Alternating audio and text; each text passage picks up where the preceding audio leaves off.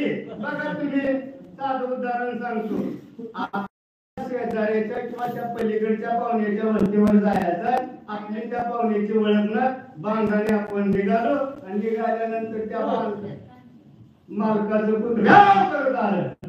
माणसाला हाटी मारायला नाही तर उडी हाणायच ना होतं का नाही. आणि तशा हनुमंतरायाच्या उड्डाणाचा जरा सगळ्यांनी घेतला.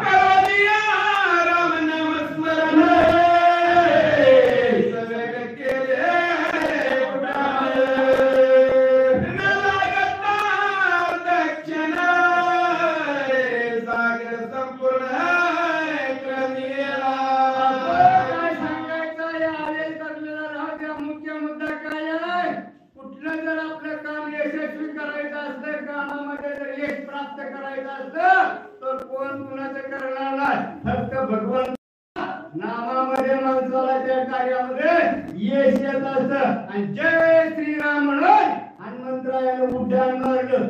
अलीकडची उडी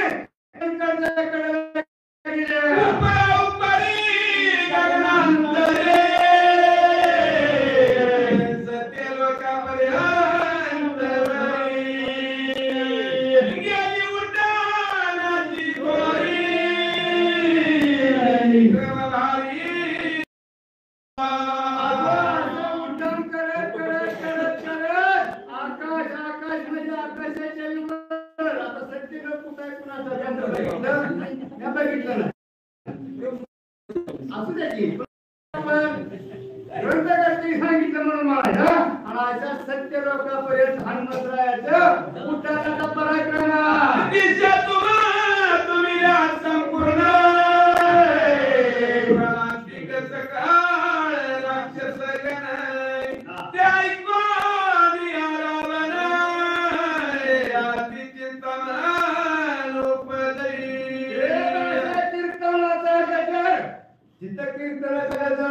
शेजारची जी काय पापी माणसं आहे ती पापी माणसं हे का कालवा लावलाय. कशाचा कालवा झालाय बघा. लंका बुडायला लागली, राक्षस थरथर घ्यायला लागली, चढा चढा कापायला लागली आणि काय विचार करायला लागले.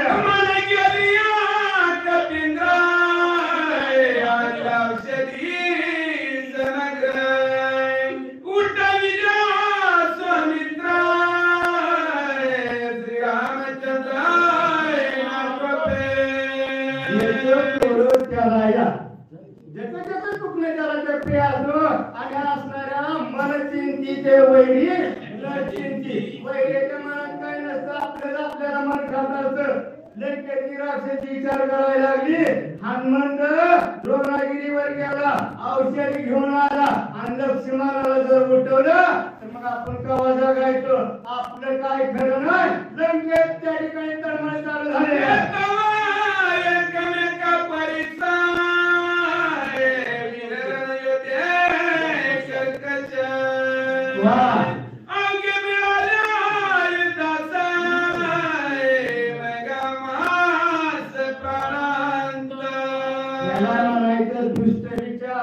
जोपर्यंत शत्रूचा विटाय तोपर्यंत आपला डाव साधायचा. आणि शत्रू जर त्या असणाऱ्या तावडीत न सुटला तर आपलं काय खरं नाही. कष्पाट सुद्धा शिल्लक राहणार नाही. बरक्या असणाऱ्या शत्रू बरोबर दोन हात करायचं म्हणलं तर मनगटात नेट नाही, अंगात बळ नाही. एक वानर एका बुकीत राक्षस मारून टाकत. आणि एकटा हनुमान बाप्पाचा आपण बघितलं ऐकलं. आणि त्याच्या संगत किती वानर आहेत, किती सैन्याची, आणि त्याच्या बरोबर युद्ध करणं आपल्याला शक्य नाही. असा लंकेत खलबल वाजायला लागले. आता काय करणार विचार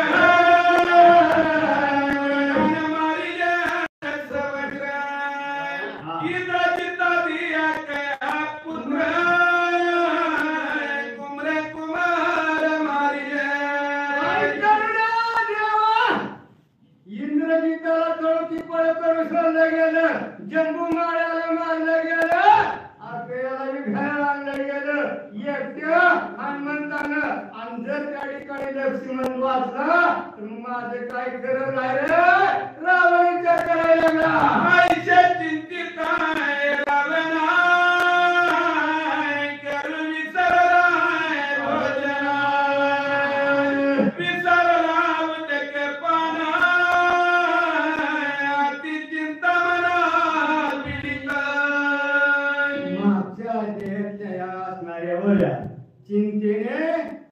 देवाला सुद्धा त्या ठिकाणी असणारी भीक मागायची वेळ आली गेली आणि चिंता लागल्यानंतर राज्यभोग असू द्या, गाजा असू द्या, पलंग असू द्या, ढाल असू द्या, माणसाला सुख लागत नाही.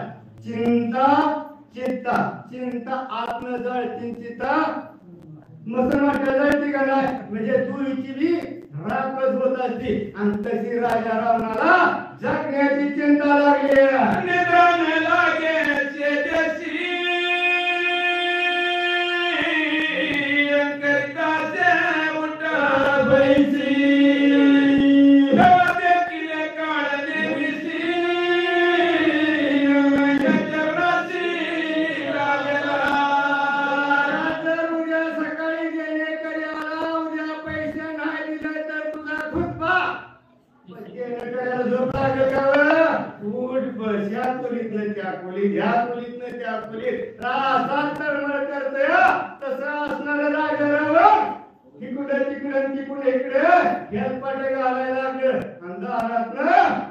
निघाला.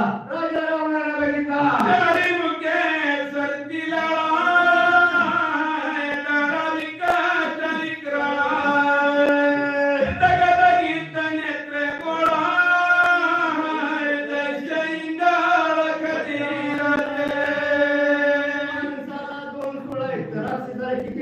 परंतु त्या असणाऱ्या काळे विचारी काय चेहरा होता, झाडा लाल पांढऱ्या होत्या, डोळं लाल भडक होत, जीव सुद्धा त्या ठिकाणी लाल लाल लाल आणि असा खपरा सारखा काळा भंगार काळ्याने राजा रावणाला पाहिला. जीवामुखी समाज समिता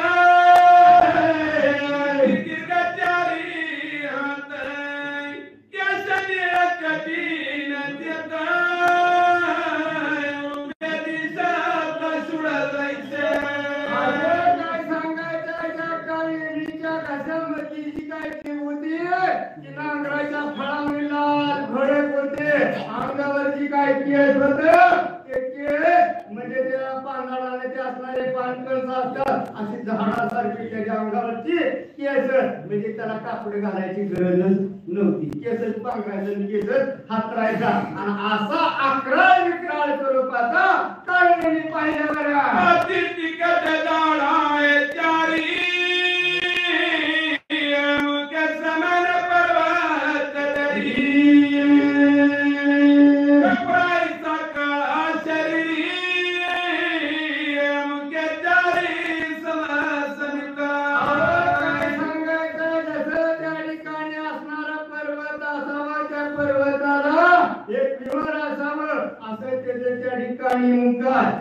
काय काय ठिकाणी आता प्लेअर आहेत तसं त्या असणाऱ्या काळनेमीच्या समसमित जाडा होत्या, खपरासार काळा काळा भागा बघितलं तर बघणारा माणूस भीती कुटी मरण पावल आणि असा अकराळ विक्राळ क्रूर स्वरूपाचा काळनेमिया वृक्ष रोविले तसे असती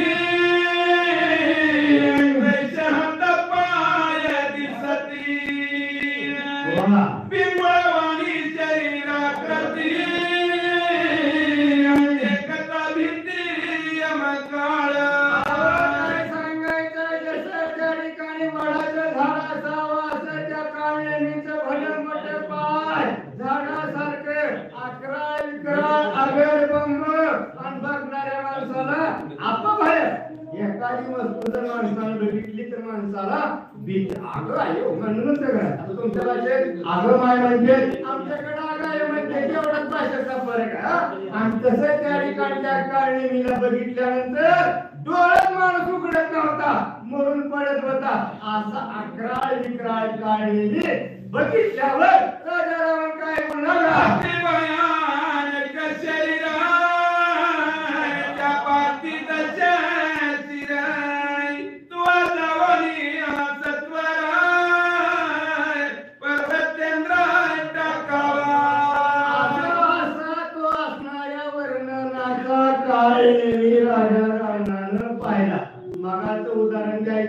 राजा सुग्रीवानं हनुमंताला प्रार्थना केली की बाबा द्रोणागिरी राजाला आज्ञा करायची असते, परंतु राजा रावण कुंभार काळे बाबा मी तुझ्या पाया पडतो मी एक काम सांगतो ते आहे का लोणादी सकाळ समुद्र कुशदीप समग्र लंगोटी क्षीर समुद्र सत्येंद्र टाकावा. अरे बाबा लवणारी म्हणजे मिठाच्या समुद्राच्या खाऱ्या समुद्राच्या पलीकड द्रोणागिरी पर्वत आणि त्या पर्वतावर तुला जावं लागतंय राजा राम लागला नमो वेगे गमनाय म्हणून आलो तुझा चरण देता गेलाय कपिनंदन त्याची विघ्न कराले. तुला सांगावं लागत नाही एवढ्या स्पीड गाडी चालव सूचकाला वाचकाला किती वेळ टाइम सांभाळायचं सांगावं लागत नाही तसं मनाच्या वेगानं आता इथं लगेच पंढरपुरात इतक्या वेगानं जायला तुला येत म्हणून बाबांनी तुला शिरण आणि त्याचं झाड हनुमंतरायाला विजय करायचा. सज्जन गावकरे हे वाचकाची सेवा करते आणि आदिनाथ जाधव हे सूचकाची सेवा करते. चला लवकर. काळ